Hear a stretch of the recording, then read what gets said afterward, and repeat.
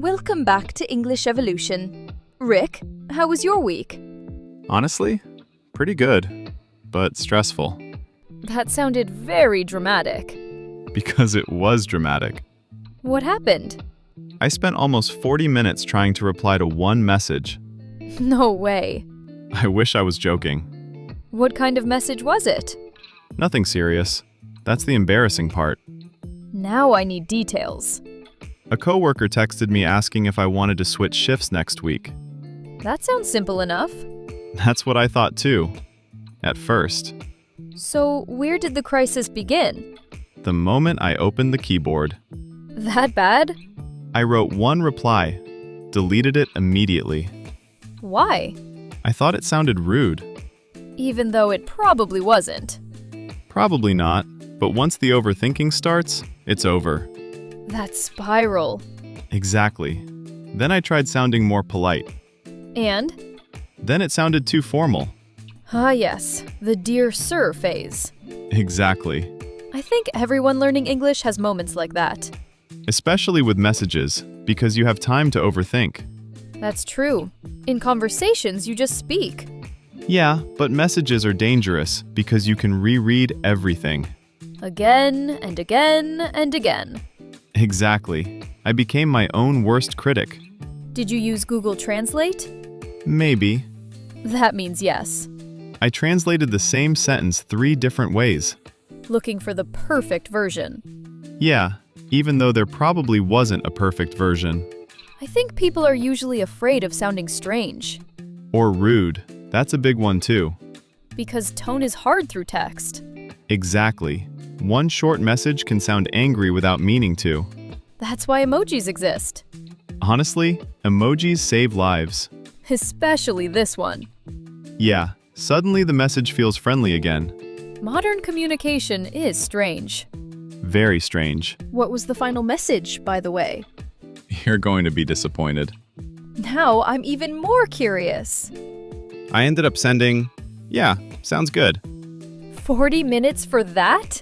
Exactly. That's painfully relatable.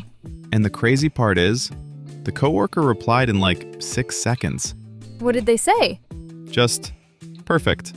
Meanwhile, you were fighting for your life. Mentally exhausted for no reason. I think learners imagine people are analyzing every word. Yeah, when in reality, most people just read quickly and move on. Nobody's opening your message like a university exam. Do you still overthink messages now? Less than before, but yeah, sometimes. Especially when it's someone important. Oh, absolutely. Work manager? Stressful. Someone you like? Even worse. Everything suddenly becomes high pressure. Yeah, because now you're thinking about grammar, tone, timing. And how you sound as a person. Exactly. That's the real fear. Not just sounding wrong, but sounding weird. Yeah, or cold, or awkward. Have you ever sent a message and instantly regretted it? Immediately. That fast? The second I pressed send. And then you reread it 10 times. Looking for damage. Like a crime scene investigator. Exactly. It's interesting how messages can create anxiety so easily. Because text removes facial expressions, tone, energy. So your brain fills the gaps. Usually with the worst possible interpretation. Humans are amazing at that. Especially anxious humans. Do you think confidence changes messaging too? Definitely. Confident people send the message and move on with life. No dramatic ceremony before pressing send. Meanwhile, I'm reviewing the message like it's a legal contract. And honestly, a lot of people listening probably do the same. Yeah, probably more people than we think. I think what makes messaging stressful is the silence after you send it. Oh, absolutely. Especially when they were replying fast before. Yeah, suddenly 5 minutes feels like abandonment. Your brain starts creating stories immediately. They hated my message. I sounded rude. They showed my message to other people. Okay, that escalated quickly. That's what anxiety does. And the worst part is, sometimes the person is just busy. Exactly. Meanwhile, you're having a full emotional crisis alone. It's funny how texting feels safer than speaking. But somehow creates a different type of stress. Because conversations disappear. But messages stay there forever. Evidence. Exactly. Do you know what I used to do? What?